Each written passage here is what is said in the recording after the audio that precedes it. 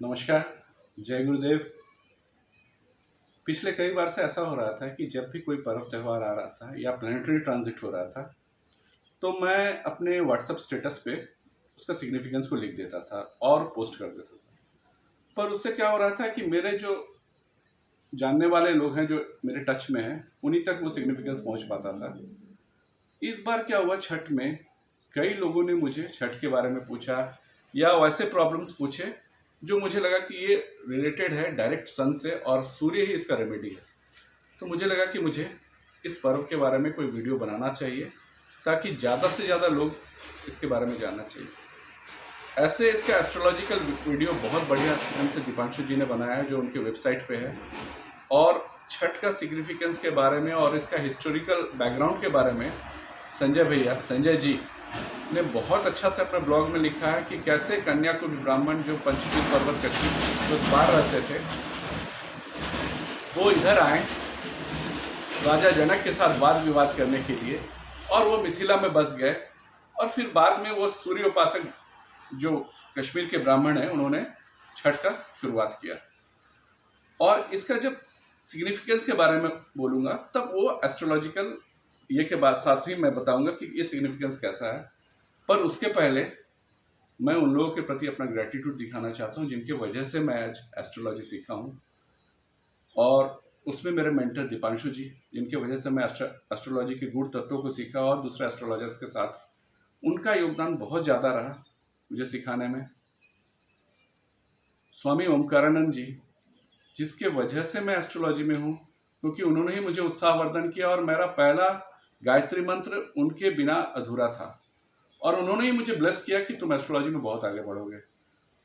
और पूज्य श्री मेरे गुरुदेव, आध्यात्मिक गुरुदेव, अगर उनका ब्लेसिंग ना हो तो मैं एस्ट्रोलॉजी में कभी नहीं होता। एस्ट्रोलॉजी क्या, मैं आध्यात्मिक फील्ड में ही नहीं होता। हाँ, एस्ट्रोलॉजी एक साधना है, और ये साधना तभी पूर्ण होता है जब वाइफ का साथ हो। तो मैं अरुणिमा को भी थैंक्स बोलना चाहता हूँ उसका साथ देने के लिए, थैंक यू। और अब मैं आता हूँ इसके एस्ट्रोलॉजिकल एस्पेक्ट्स के बारे में। तो इसका एस्ट्रोलॉजिकल एस्पेक्ट यह है कि सूर्य जो है पहला घर में एग्जॉल्टेड होता है। पहला घर सूर्य का मैं आपको दिखाना चाहता हूँ।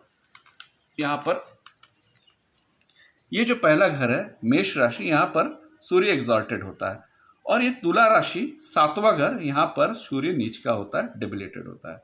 यहाँ पर सूर्य अपमान देता है और इसका सिग्निफिकेंस सबसे लो होता है, सूर्य सबसे लो होता है। पर जब सूर्य तुला राशि पे जाता है और षष्ठी का दिन होता है, कार्तिक पूर्णिमा होता है, उसी दिन ये छठ का पर्व होता है। कारण यह है कि सूर्य को इस समय सबसे ज्यादा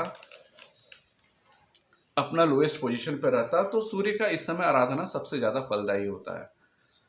तो जैसा कि कहानियां हैं, श्रुति है, दीपांशु जी ने भी पहले बोला है कि ये श्रुति ऐसा है कि जब इंद्र अपना सब कुछ हार गए दैत्यों से, तो उनको या स्वर्ग छोड़ना था या पृथ्वी छोड़ना था, तो उन्होंने अपना उपासक जो पृथ्वी में रहता है उनको चुना और स्वर्ग को छोड़ दिया। उसमें क्या हुआ कि उनका बहुत क्रिटिसाइज होने लगा, लोग उनके बारे में, देवताएं उनके बारे में बहुत क्रिटिसाइज करने लगे। तब वो सूर्य के पास गए, तो सूर्य उन्हें बोला कि अगर आपका अपना वो पुराना ग्लोरी वापस चाहिए तो आप मेरा आराधना कीजिए, और मैं अपना तेज इस समय कम रखूंगा ताकि आप पृथ्वी पर रह सके तब तक। तो इंद्र ने पहला बार सूर्य का उपासना किया, और उस उपासना के बाद वो स्वर्ग को फिर से जीते और उनका ग्लोरी फिर से वापस आया। दूसरी कहानी महाभारत से है। जब पांडव सब कुछ हार गए, वन में चले गए, तो द्रौपदी उनके लिए सूर्य की उपासना किए, और ताकि उनको उनका वापस वो ग्लोरी मिल सके। तो इस तरह छठ की कई कहानियां हैं।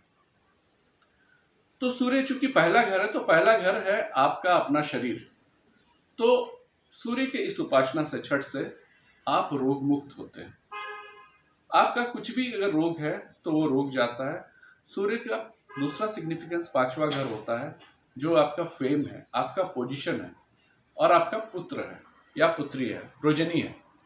तो अगर आपके बच्चों से आपको कोई तकलीफ है, या आपको आपका चेयर से प्रॉब्लम है, या एडमिनिस्ट्रेटिव प्रॉब्लम है, तो छठ से बड़ा कोई व्रत नहीं है, आप इनसे निकल पाइएगा।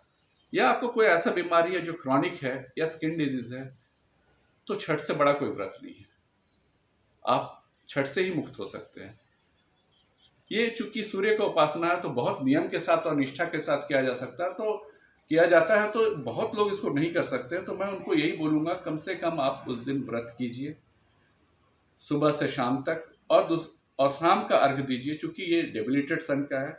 फिर दूसरा दिन सुबह का अर्घ दीजिए और उसके बाद फिर खाना खाइए। अगर आप डायबिटिक है, हाई बीपी है, तो आप देख लीजिए, फलाहार भी बना सकते हैं और सारा दिन सूर्य की उपासना में रहिए। तो आपका ये सन का सबसे अच्छा रेमेडी है, जो आपको लाखों रुपए का स्टोन खरीद के भी नहीं हो सकता है।